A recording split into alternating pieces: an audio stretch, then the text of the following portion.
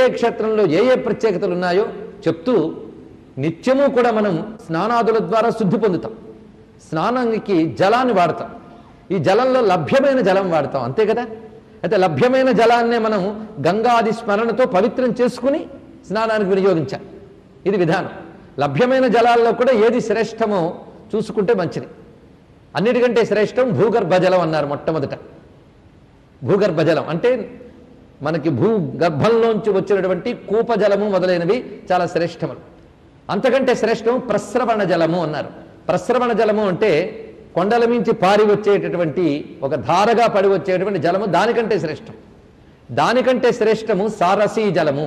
సారసీ జలం అంటే సరస్సులు యందున్న దానికంటే శ్రేష్టము నదీ జలము. దానికంటే శ్రేష్టము తీర్థజలము. తీర్థములంటే పవిత్రములైన నదులు, యమున, సరస్వతి, బ్రహ్మపుత్ర ఇత్యాది. ఈ తీర్థజలముల కంటే శ్రేష్టము గంగా. గంగ కంటే శ్రేష్టం మరొకటి లేదు అని ప్రస్తావన చేశాడు. అక్కడితో చెప్పి ఆపివేశాడు.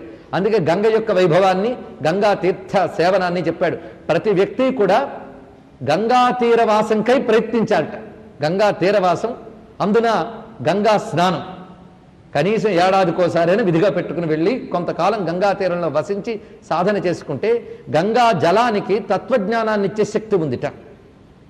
అందుకే గంగా తీరంలో వెలిసిన కాశీక్షేత్రం కూడా తత్వక్షేత్రం అని చెప్పబడుతున్నది.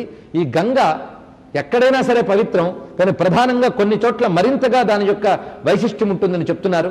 ఆ చోట్లు ఏమిటి అంటే, ఒకటి గంగాద్వారము, ప్రయాగ, ఇంకొకటి గంగా సాగర సంగమం. 3 ప్రాంతమని చెప్పారు. గంగాద్వారం అంటే హరిద్వార్, అది ప్రయాగ క్షేత్రము, గంగా సాగర సంగమం. ఈ 3 స్థానములు దుర్లభములు అన్నారు. అంటే అంత తేలిగ్గా అక్కడ మనం స్నానాదులు చేయడం లభించే, దేవతల అనుగ్రహం ఉంటేనే లభిస్తుంది. మరొక శ్రేష్టమైన స్థానము దాంట్లో చెప్తున్నారు వారణాసి. ఇది పరమతీర్థము అన్నారు.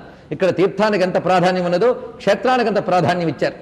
అంతేకాదు ఈ గంగ గురించి, వారణాసి గురించి వెళ్ళి వాటిలో తీర్థక్షేత్ర క్షేత్రయాత్ర చేస్తే మంచిదిట. అంతేకాదు ఎక్కడున్నా వాటిని తలంచుకుంటే అది కూడా తరింపజేస్తుందిట.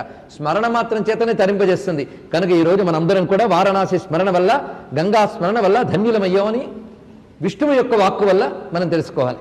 ఈ విధంగా గంగ యొక్క వైభవాన్ని చెప్పారు.